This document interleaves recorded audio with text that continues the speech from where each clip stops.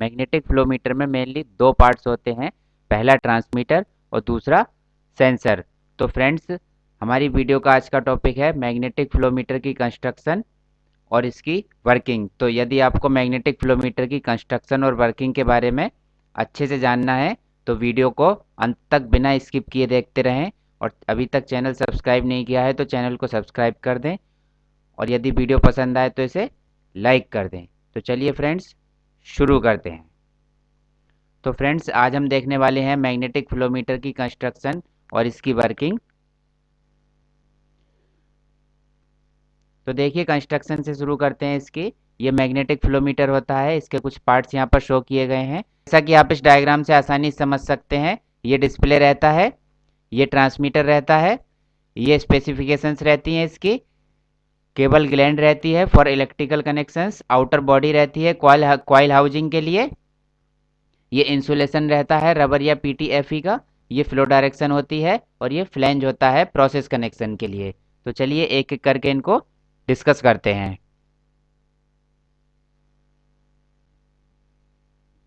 तो सबसे पहले देखते हैं केबल ग्लैंड। केबल ग्लैंड होता है for connections. Cable gland is use to connect the supply cable. जो सप्लाई केबल को कनेक्ट करते हैं वो केबल ग्लैंड के थ्रू ही कनेक्ट करते हैं। अगला होता है display. Display is used to show और display the readings of flow. Display का जो यूज होता है वो फ्लो की रीडिंग को शो करने के लिए होता है।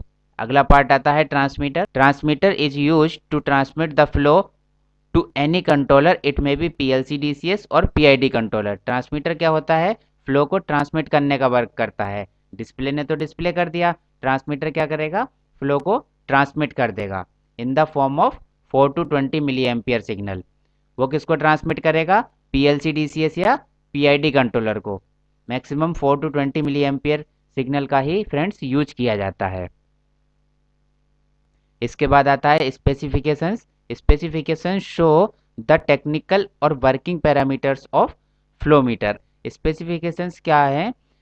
फ्लो मीटर की टेक्निकल एंड वर्किंग पैरामीटर्स को शो करती हैं स्पेसिफिकेशंस। तो देख लेते हैं टेक्निकल एंड वर्किंग पैरामीटर्स क्या होते हैं। ये technical and working parameters includes, technical और वर्किंग पैरामीटर में क्या क्या आता है वो देख लेते हैं।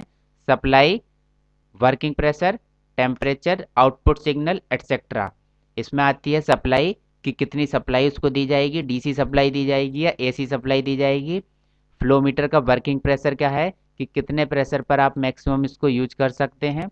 वर्किंग टेम्परेचर, कितने टेम्परेचर पर मैक्सिमम इसको यूज किया जा सकता है। और आउटपुट सिग्नल, इसका आउटपुट सिग्नल क्या होगा? 4 to 20 मिली एम्पियर होगा, 0 to 20 मिली एम्पियर होगा, 0 to 10 वोल्ट होगा, 0 to 5 वोल्ट होगा। ये लिखा रहेगा कि इसका आउटपुट सिग्नल क्या रहेगा। अगला देख लेते हैं। अगला होता है flow direction. Flow direction indicates the direction of flow of liquid through flow meter. Flow direction flow meter के थ्रू डायरेक्शन शो करती है फ्लो की, मतलब किस डायरेक्शन में फ्लो जाएगा फ्लो मीटर के थ्रू। तो यहाँ से आप इस डायग्राम से, इस एनिमेशन से आसानी से समझ सकते हैं। देखिए, इनपुट जिधर की तरफ एरो रहेगा वो आउटपुट डायरेक्शन रहेगी, और जिधर से एरो स्टार्ट होगा वो इनपुट डायरेक्शन रहेगी। ठीक है, दैट मीन्स इनपुट की तरफ आप वो पार्ट लगाएंगे जिधर से एरो स्टार्ट होगा, और जिधर की तरफ एरो एंड हो रहा होगा वो आउटपुट में कनेक्ट कर देंगे उसके। जैसा कि इस डायग्राम से आप समझ सकते हैं। देखिए, एरो की डायरेक्शन यहाँ से शुरू होकर यहाँ पर एंड हुई है, तो जहाँ पर एंड हुई है वो आउटपुट हो गया, और जहाँ से स्टार्ट हुई है वो इनपुट हो गया। इस तरह से आप इस एनिमेशन से भी समझ सकते हैं। देखिए, फ्लो की डायरेक्शन इसमें ये है, इसका मतलब इनपुट इसका ये है इधर की तरफ, यहाँ लिखा हुआ भी है, और आउटपुट इसका ये है, यहाँ पर इसको शो भी किया गया है आउटपुट किधर है। अगला देख लेते हैं। फ्लैंज होती है एक्चुअली प्रोसेस कनेक्शन के लिए। प्रोसेस कनेक्शन का मतलब जब हमें लाइन से जोड़ना होता है। Flange use to connect the flow meter with the process line. Flange का यूज फ्लो मीटर को प्रोसेस लाइन के साथ कनेक्ट करने के लिए किया जाता है। Process connection in pipeline will be according to the flow direction. अब ये बहुत समझने वाली बात है कि पाइपलाइन में प्रोसेस कनेक्शन फ्लो डायरेक्शन के अकॉर्डिंग ही करना है हमें। जो इनपुट पर है, जैसे कि फ्लो डायरेक्शन अभी समझाई थी कि जिधर की तरफ एरो पॉइंट आउट कर रहा होगा, बाहर की तरफ जा रहा होगा एरो, वो आउटपुट डायरेक्शन रहेगी, और जिधर से एरो स्टार्ट रहेगा वो इनपुट की तरफ रहेगा। अब देखते हैं outer body coil housing.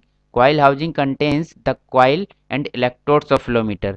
Coil housing में कॉइल और इलेक्ट्रोड्स रहते हैं फ्लो मीटर के। अब देख लेते हैं इंसुलेशन।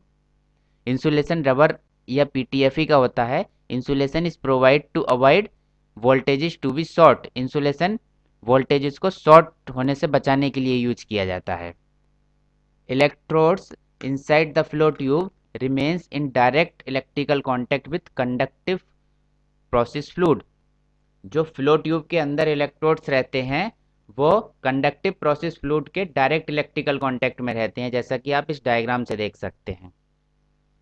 देखिए ये इलेक्ट्रोड्स हैं, इधर कंडक्टिव फ्लूइड फ्लो हो रहा है, ये फ्लो की डायरेक्शन है, इसके डायरेक्ट इलेक्ट्रिकल कांटेक्ट में रहते हैं, जैसा कि इस एनिमेशन के थ्रू आप समझ सकते हैं।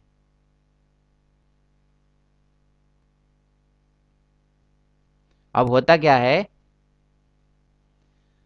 To avoid voltages to be short fluid must be content in an insulated material. अब वोल्टेजेस शॉर्ट ना हो इसके लिए क्या किया जाता है, फ्लूइड को एक इंसुलेटेड मटेरियल में रखा जाता है, जैसा कि आप इस डायग्राम से देख सकते हैं। देखिए ये इलेक्ट्रोड्स हैं, ये मैग्नेटिक कॉइल्स हैं, यहाँ पर ये शो की गई हैं, ये मैग्नेटिक कॉइल्स हैं, एरो के द्वारा आप देख सकते हैं। इलेक्ट्रोड्स हैं, ये प्रोसेस कनेक्शन है, ये लाइनिंग ऑब्लिक इंसुलेशन है, मतलब इंसुलेशन है ये मीजरिंग ट्यूब है, ये बॉडी है इसकी। अब देखिए this is accomplished by lining a metal flow tube with a non conducting material such as PTFE और रबर। अब ये कैसे की जाती है, इंसुलेशन कैसे की जाती है वो समझ लेते हैं। इंसुलेशन के लिए एक लाइनिंग करते हैं, एक नॉन कंडक्टिव मटेरियल की लाइनिंग की जाती है। वो नॉन कंडक्टिव मटेरियल पीटीएफई या रबर हो सकता है। जहाँ यहाँ इस डायग्राम से आप देख सकते हैं लाइनिंग ऑब्लिक इंसुलेशन यहाँ पर दिखाया गया है। तो वोल्टेजेस शॉर्ट ना हो इसके लिए क्या कर दिया गया, एक लाइनिंग कर दी गई।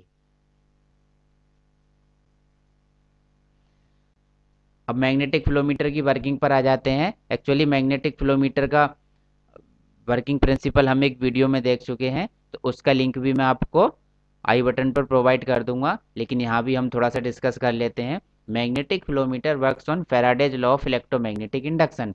Magnetic flowmeter Faraday's law of electromagnetic induction पर वर्क करता है।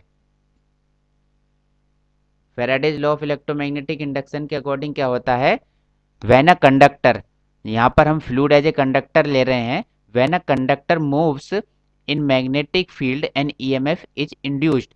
जब कंडक्टर मैग्नेटिक फील्ड में मूव करता है तो ईएमएफ इंड्यूस्ड हो जाता है, and this EMF will be proportional to the velocity of the fluid. और ये जो ईएमएफ होगा फ्लूइड की वेलोसिटी के प्रोपोर्शनल होगा, जैसा कि आप इस फॉर्मूले से समझ सकते हैं। E इजकल्स टू के बी डी वी। यहाँ पर E क्या है, इंड्यूस्ड वोल्टेज है। यहाँ पर आप E इंड्यूस्ड वोल्टेज से समझ सकते हैं कि ये वेलोसिटी के डायरेक्टली प्रोपोर्शनल होता है। K एक प्रोपोर्शनलिटी कांस्टेंट है, B मैग्नेटिक फील्ड स्ट्रेंथ है, D डिस्टेंस है बिटवीन इलेक्ट्रोड्स, यहाँ पर दिखाई गई है, देखिए डिस्टेंस है बिटवीन इलेक्ट्रोड्स, V वेलोसिटी है, यहाँ पर velocity of process fluid. Flowmeter की वर्किंग को आप इस डायग्राम से भी आसानी से समझ सकते हैं। देखिए ये E है, E मीन्स जो वोल्टेज इंड्यूस्ड हुआ है, जो ईएमएफ इंड्यूस्ड हुआ है, ये डिस्टेंस है बिटवीन इलेक्ट्रोड्स, ये वेलोसिटी है, फ्लो रेट यहाँ पर शो किया गया है, ये मैग्नेटिक फील्ड B है। तो E इजकल्स टू के बी डी वी। इस डायग्राम से उस फॉर्मूले को आसानी से समझ सकते हैं। तो फ्रेंड्स ये थी हमारी आज की वीडियो, उम्मीद है कि आपको पसंद आई होगी। Thanks for watching. अगर ये वीडियो पसंद आई है तो इसे लाइक करें, अपने फ्रेंड्स के साथ शेयर करें, हमारे चैनल को सब्सक्राइब करें और बेल आइकन को प्रेस कर दें। Thanks for watching.